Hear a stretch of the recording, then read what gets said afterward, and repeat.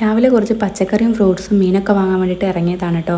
ഇന്നിപ്പോൾ ഇങ്ങനെ കുറച്ച് കലാപരിപാടികളാണ്. എന്താണെന്ന് വെച്ചാൽ കസിൻസൊക്കെ വന്നിട്ടുണ്ട്. അപ്പോൾ അവർ കുറച്ച് ചാമ്പയ്ക്കയും മാങ്ങയൊക്കെ താഴെന്ന് പറിച്ച് വന്നിട്ട് ഇപ്പോൾ ട്രെൻഡിങ് ആയിട്ടുള്ള ഐറ്റംസൊക്കെ ഉണ്ടാക്കി കഴിക്കുകയാണ് കേട്ടോ. അവർക്ക് പിന്നെ വേറെ ഒന്നും വേണ്ട, ഇങ്ങനെയുള്ള എന്തെങ്കിലുമൊക്കെ കിട്ടിക്കഴിഞ്ഞാൽ അവർ ഹാപ്പി ആയിരിക്കും. അപ്പോൾ ഞാൻ എൻ്റെ ജോലികളിലേക്കൊക്കെ പോയി. അപ്പോഴേക്കത് അവർ കട്ട് ചെയ്യലും മുറിക്കലും മുളക് മിക്സ് ചെയ്യലും എല്ലാം കഴിഞ്ഞ് കഴിക്കലും തുടങ്ങിയിട്ടുണ്ടായിരുന്നു. അപ്പോൾ എനിക്കുള്ള കുറച്ച് ഒരു ഹോരി അവരൊരു പാത്രത്തിലിട്ട് വെച്ചിട്ടുണ്ടായിരുന്നു കേട്ടോ. അത് കഴിഞ്ഞപ്പോഴേക്കും 5 മിനിറ്റ് കൊണ്ട് തന്നെ എല്ലാം കാലിയായി. പിന്നെ എരിവുകൊണ്ട് വെള്ളം കുടിക്കുന്ന മത്സരമായിരുന്നു. എല്ലാവരും കൂടെ കൂടുമ്പോൾ ഇങ്ങനെയൊക്കെയുള്ള എന്തെങ്കിലുമൊക്കെ കഴിക്കാൻ ഭയങ്കര രസമായിരിക്കുമല്ലോ. അത് കഴിഞ്ഞപ്പോൾ ഇതാ കുറച്ച് ബിരിയാണി ഉണ്ടായിരുന്നു. അപ്പോൾ അതൊന്നും ഞാൻ അവർക്ക് പാത്രത്തിലിട്ട് കൊടുത്തിട്ടുണ്ട്. അതും കഴിഞ്ഞതാ ഉച്ചക്കത്തേക്കുള്ള ഫുഡ് കഴിക്കാണ്ടോ. ഇതൊക്കെ കുറച്ച് ടൈമിൻ്റെ ഗ്യാപ്പിലാണ് കേട്ടോ നടത്തിയത്. എല്ലാം കൂടെ ഒരുമിച്ച് കഴിച്ചതെന്നൊന്നും വിചാരിക്കല്ലേ. അങ്ങനെ ഇത് അവർ ടി വിയും കണ്ടുകൊണ്ട് ഫുഡ് കഴിക്കാനിരിക്കുകയായിരുന്നു. അത് കഴിഞ്ഞപ്പോൾ എനിക്കൊന്ന് ടൗണിലേക്ക് ഇറങ്ങേണ്ട ആവശ്യമായിട്ടുണ്ടായിരുന്നു. ഹോസ്പിറ്റലിലേക്ക് പോകണം. അപ്പോൾ അങ്ങനെ തന്നെ ഞാൻ ഹോസ്പിറ്റലിലേക്ക് പോയിട്ടുണ്ട്.